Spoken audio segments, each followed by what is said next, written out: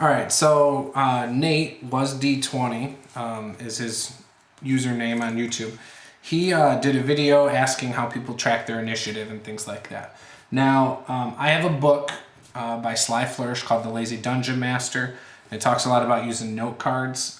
That is one thing you could do. You could take a note card for each player at the table, write their starting hit points, their armor class, and any of their quick bonuses to hit and their saves, for example. Put all that down on one note card with their thing. And do that for each player at your table. And then do, for a monster one, you could just say monster. You could lay them on your table, and then as people announce their initiative order, just move the cards into your order behind your screen so you always know what the initiative is. That's one way you can do it. I tend to put my initiative roll once for all my monsters. I don't want to keep track of 10 different initiatives for 10 different monsters. So that's how I do it. Couldn't tell you about the rules for different games. It's whatever. I'm more worried about the speed and the pace, and as long as everyone gets their turn, doesn't matter to me. So I just roll once for all my monsters.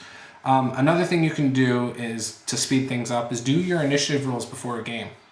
You could also do that with any kind of checks that need to be made that you don't want the players to know about. So do like 20, 30 rolls before your game. Write the numbers down in order on just the side of your sheet of paper. And then that way when something comes up, you just look at the number you had rolled, see if it beats your DC check, or if it's an initiative turn, look at what everyone's initiative is, and that's your number for your monster. So therefore you don't have to sit there and roll dice with them and figure it all out. You'll have it written down already.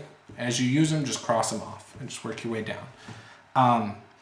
Now, the reason I say you might want to write your player's hit points or armor class or things like that is so if you come up on a random encounter, you can kind of, off the top of your head, create something that's going to be fair against them if you want to. Another thing that sometimes happens is, you might want to fudge a roll, whether you're into that kind of thing or not. A lot of people aren't. Some people fudge rolls. It's really up to your style. Or maybe you just really want to know where players stand in battle, and see how close the battle came to be, what they got down to and things like that, and that's a good thing for you going into the next session if you want to prepare an even battle or a tougher battle or an easier battle. You can kind of judge it based on that. So, those are just some things you can do to help you with your note process with your tracking initiative. Another thing is when you do effects. It's always good. I like the idea of making an Excel spreadsheet. I haven't done this, so this is all something that's just an idea.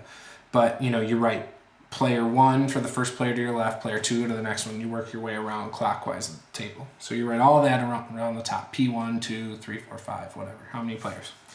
Now, when an effect hits them on the round, because you would also do the rounds on the left side.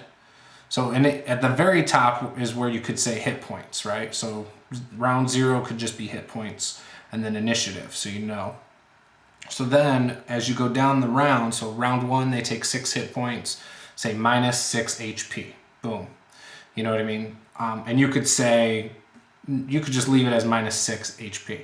Well, when something happens like a spell, whether it's a positive spell, maybe it's bless or aid, you could write +1 to hit.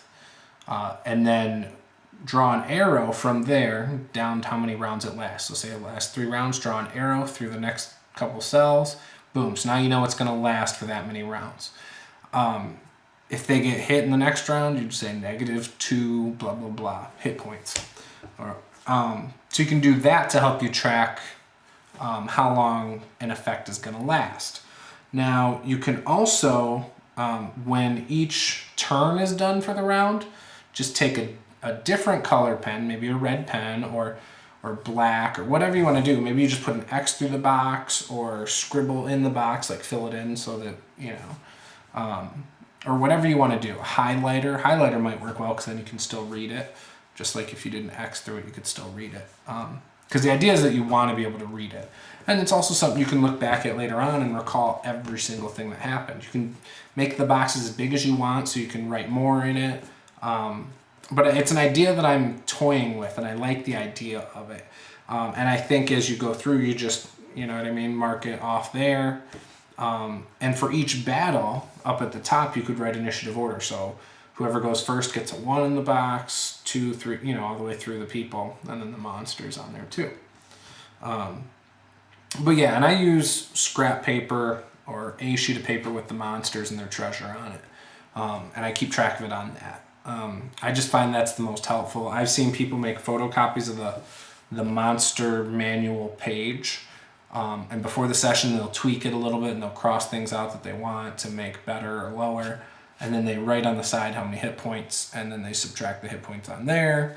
You know, so they have it all on this sheet, so they can keep the sheet out for themselves. And I think that's a really helpful way to do it, because then you have all the stats right there and you don't have to refer to the book. Because if there's anything you know about me in gaming, I hate stopping play to go look at the book. So, yeah, I kind of got a little bit rambly off of the initiative thing, but let me know what you think of this. Be sure to comment, tell me your thoughts. If you have better ideas, if you have a sheet that I can use, please share it with me. Anything like that. Anything that would speed up the process of the game, you know, please share it. If you want to like this, please do if you liked it. Subscribe if you're not a subscriber, and share this with all your friends. Maybe there's something they can get out of this. Share it with your game master.